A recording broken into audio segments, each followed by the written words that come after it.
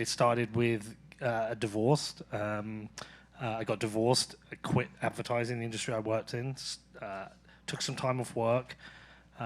Discovered this amazing website called the Silk Road. It's where you buy Bibles, and discovered Bitcoin, and met an amazing. I was running every day, and I met this guy who ran a podcast, guy called Rich Roll, and I was like, I like your job, I want to do it, and he said, okay, well, this is how you do it, just pick a topic, and I was buying Bitcoins. I was like, okay, I'll start a podcast, and 4 years later, I'm with the president of El Salvador in a Metallica shirt planning an interview. It's like, it was fucking surreal. It doesn't make sense.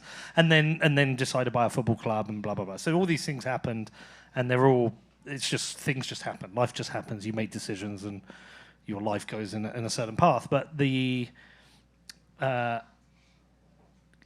want to say going back is surreal, because I don't think about that too much. I think more about what are we trying to do. So I could have carried on making what Bitcoin did. It was a great and easy life in that me and Danny would get on a flight every 6 weeks. We'd go to a city, we'd hang out with our friends with a microphone and a camera and publish it, and people would pay us money. It was a good life.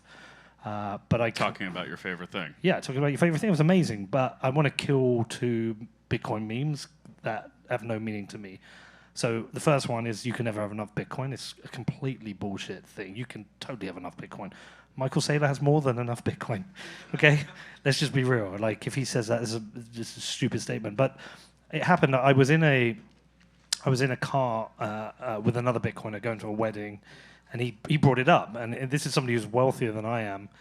And he said, he was starting some project, and I was like, oh, that's cool. It's going to keep you busy. He's like, well, you can never have enough Bitcoin. I was like, well, actually, you can. I always had a target. I hit the target, and I was like, okay, I've got enough now.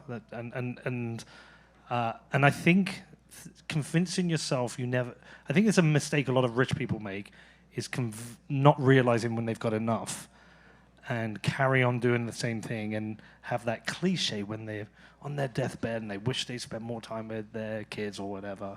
And I think you can get to a point where you've got enough.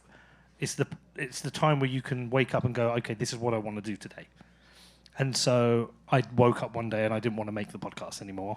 I wanted to go home and help fix the socioeconomic and moral decline that exists both in my town and my community. So we ended the podcast. We had 7.5 great years.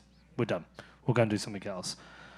So I want to kill that meme. The other meme I want to kill is Bitcoin fixes things. Bitcoin actually doesn't fix anything. It's people who fix things. Bitcoin changes the incentives of money, but you could have bad actors. If everyone who had Bitcoin was greedy and selfish, it doesn't fix anything. It just fixes them, maybe an inflation issue.